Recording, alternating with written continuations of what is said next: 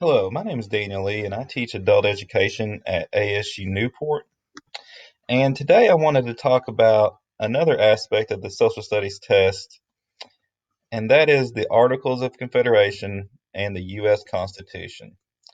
And as you see, we're talking about the 1770s and 1780s, right when we were fighting the Revolution, and the period right after, which historians call the critical period in our country.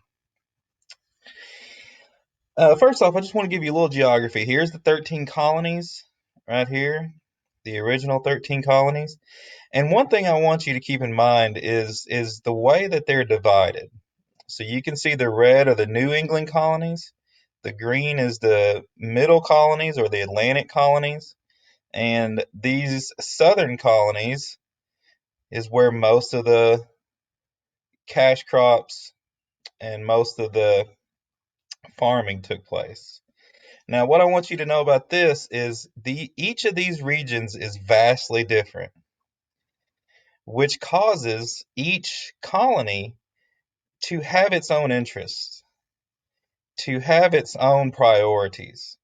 So, what was important to people living in New Hampshire was not the same as people who were living in South Carolina.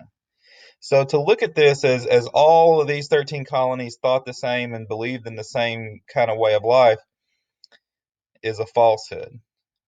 New England colonies were mostly fishermen, and people who traded. The Mid-Atlantic or the middle colonies is where most of the manufacturing took place, and then cash crops or plantation style farming is what we see mostly in the southern colonies. So I just wanted to talk a little bit about the differences between the colonies at this time. So what we're going to talk about today is the Articles of Confederation, 1777 through 1787. Some historians call it the first Constitution.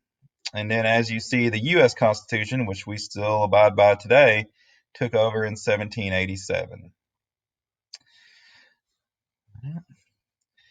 Let's look at this.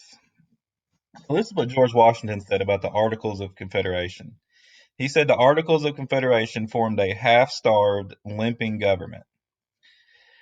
So the Articles of Confederation is what is the system of government that we had during the American Revolution.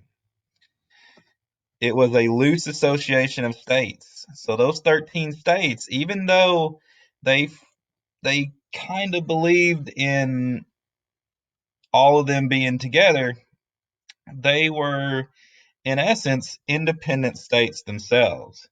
So each state in their mind was kind of their own country, and they had their own interests.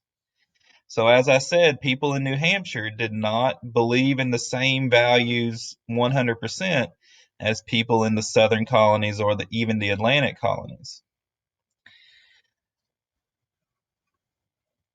Because the reason for this is because the biggest political debate and the political debate that actually begins the two-party system that we have today began during this time, and it was who has the power, who has the most freedom, the states or a central government. So many people, they were called the anti-federalists, they believed that the states should have the most power. However, people like Alexander Hamilton and George Washington, they were federalists, and they believed in a strong central government. And that is going to be the beginning of political debates in America. The one thing about the Articles of Confederation, though, is that they did get us through the Revolutionary War.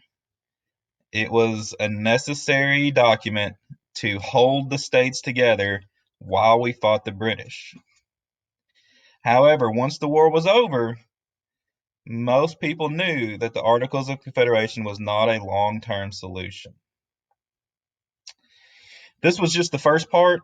I'm going to make a second part video where we delve into the Articles of Confederation more.